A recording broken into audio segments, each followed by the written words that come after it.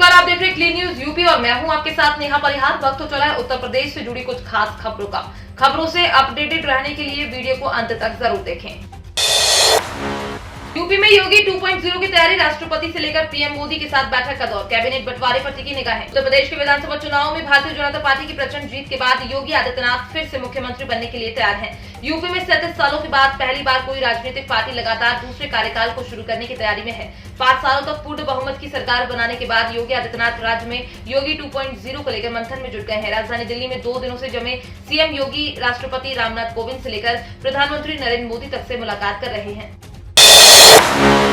Board परीक्षा के लिए जारी हुए हेल्पलाइन नंबर, जिज्ञासाओं के समाधान के लिए मिलाएं ये नंबर। यूपी बोर्ड परीक्षा 2022 से जुड़ी जरूरी खबर है। यूपी बोर्ड ने परीक्षार्थियों की समस्याओं व जिज्ञासाओं के समाधान के लिए टोल फ्री नंबर जारी किया है। हेल्पलाइन नंबर पर बात करने के लिए student in toll free number 1800-180-5310 एवं 1800-180-5312 पर संपर्क कर सकते हैं। ये हेल्पलाइन नंबर सुबह 8 बजे से रात को 8 बजे तक क्रियान्वित रहेंगे। परीक्षार्थी इन टोल फ्री नंबरों पर फोन कर विशेषज्ञों से अपनी जिज्ञासाओं का समाधान पा सकते हैं। यूपी बोर्ड के सचिव दिव्यकांत शुक्ल ने विज्ञप्ति जारी कर दिया है और ये जानकारी दी है। यूपी पुलिस में शामिल होने का सुनहरा मौका, 2430 पदों के लिए करें आवेदन, लास्ट डेट कल। उत्तर प्रदेश में पुलिस में शामिल होकर करियर बनाने की इच्छा रखने वाले युवा अभ्यर्थियों के लिए सुनहरा मौका है। दरअसल उत्तर प्रदेश पुलिस भर्ती एवं पदोन्नति बोर्ड ने अलग अलग पदों के लिए कुल 2430 भर्तियां निकाली हैं। इन पदों पर आवेदन करने की लास्ट डेट कल यानी 15 मार्च 2022 है। ऐसे में यूपी पुलिस में करियर बनाने के लिए इच्छुक अभ्यर्थी आधिकारिक वेबसाइट uppv.gov.in पर विजिट करके आवेदन कर सकते हैं। बता दें, इस भर्ती प्रक्रिया में शामिल होने के लिए अभ्यर्थियों के पास 10वीं 12वीं और डिप्लोमा पास की डिग्री होनी चाहिए। टीडीओ को जल्द मिलेंगे 117 नए शिक्षक, शुरू हुई नई भर्ती प्रक्रिया। गोरखपुर विश्वविद्यालय प्रशासन ने रिक्त चल रहे प्रोफेसर के 23, एसोसिएट प्रोफेसर के 50 और असिस्टेंट प्रोफेसर के 44 पदों को भरने की कवायद शुरू कर दी है। वाणिज्य संकाय और विज्ञान संकाय के अभ्यर्थियों को API गुणांक DDU.GU.AC.in पर अपलोड है। अभ्यर्थी API गुणांक, मोबाइल नंबर और डेट ऑफ बर्थ के माध्यम से देख सकते हैं। साथ ही साथ 7 दिन के अंदर अपनी आपत्ति ARRAC@DDU.GU.gmail.com पर दर्ज करा सकते हैं। DDU प्रशासन ने रिक्त पदों पर भर्ती के लिए 2021 में विज्ञापन जारी किया था।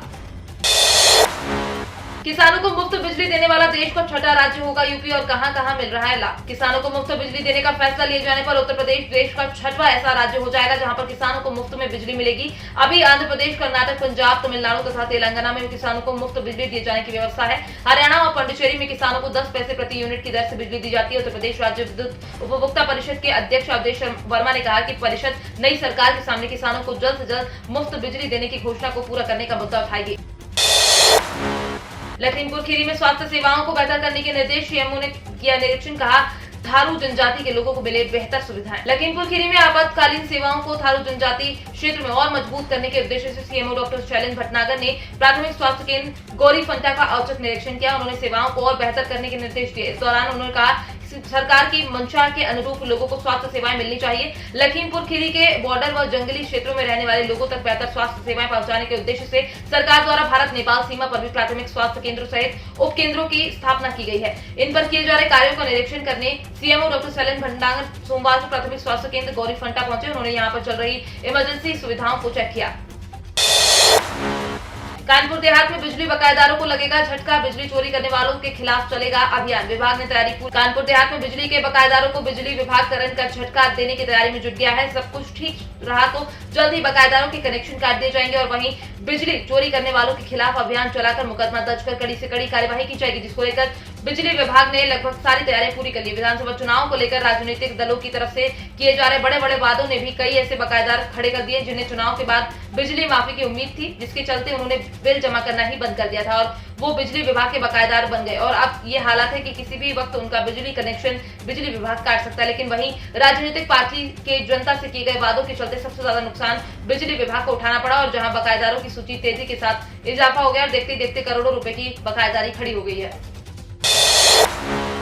इस योजना में निवेश कर पाए 12,000 रुपए तक की पेंशन। अगर रिटायरमेंट के बाद अगर आप जीवन को आसान बनाना चाहते हैं और रोजमर्रा के खर्चों के लिए किसी पर आश्रित नहीं होना चाहते तो LIC की जीवन सरल पेंशन योजना में निवेश कर सकते हैं। देश की सबसे बड़ी बीमा कंपनी के इस प्लान में आपको सिर्फ एक बार ही पैसे जमा करने हैं, फिर रिटायरमेंट के बाद जीवन भर, जिंदगी भर सालाना कम से कम 12,000 रुपए की पेंशन पा सकेंगे। पहले विकल्प के तहत बीमा धारक को जीवन भर पेंशन मिलती रहेगी और उसकी मौत के बाद पेंशन रुक जाएगी। वो नॉमिनी को खरीद मूल्य का 100% भुगतान कर दिया जाएगा। होली पर मुफ्त गैस सिलेंडर, महिलाओं के लिए फ्री बस यात्रा, मेधावी छात्राओं को स्कूटी देने की तैयारी। राज्य सड़क परिवहन निगम ने 60 वर्ष या उससे अधिक उम्र की महिलाओं को बसों में मुफ्त शहर सफर कराने के लिए और इस आयु वर्ग की महिलाओं का सर्वे करने का निर्देश दिया। क्षेत्रीय प्रबंधकों से रिपोर्ट मांगी गई कि उनकी बसों में रोजाना कितने यात्री सफर करते हैं, उनमें सीनियर सिटीजन महिलाओं की संख्या कितनी होती है। इस रिपोर्ट के आधार पर इसके लिए नियम तय किए जाएंगे। साथ ही मुफ्त सफर कराने के लिए शासन से पैसा दिलवाने का भी सुझाव तैयार हुआ है। इसके तहत बुजुर्ग महिलाओं को मुफ्त सफर कराने के एवज में प्रति माह 99 रुपए देने होंगे। फिर उस महीने में जितनी बार चाहे बस। जल्द घोषित हो सकता है कोरोना महामारी का अंत, एक्सपर्ट से चर्चा कर रहा है WHO। कोरोना महामारी का अंत अब जल्द घोषित किया जा सकता है। विश्व स्वास्थ्य संगठन के पब्लिक हेल्थ एक्सपर्ट्स ने इस बात पर चर्चा शुरू कर दी है। उनके बीच इस बात पर भी सोच विचार हो रहा है कि कोरोना वायरस के उभरने के 2 साल से अधिक समय बाद जब इसे आधिकारिक तौर पर खत्म घोषित किया जाएगा तो उसका पूरी दुनिया पर क्या असर होगा। हालांकि WHO ने कहा है कि महामारी के अंत की घोषणा तुरंत करने के बारे में फिलहाल कोई विचार नहीं किया जा रहा। जहां पूरी दुनिया के ज्यादातर देशों में नए मामलों में कमी आई है, हांगकांग में मौत की दर बढ़ी है, चीन में 2 साल में पहली बार इस हफ्ते 1000 से अधिक नए दैनिक मामले दर्ज किए गए हैं। तो ये थी दिन भर की 10 बड़ी और अहम खबरें। खबरों से अपडेटेड रहने के लिए क्लीन न्यूज यूपी को सब्सक्राइब करना बिल्कुल ना भूलें। न्यूज आप कहां से देख रहे हैं कमेंट में जरूर बताएं और वीडियो को लाइक भी करें।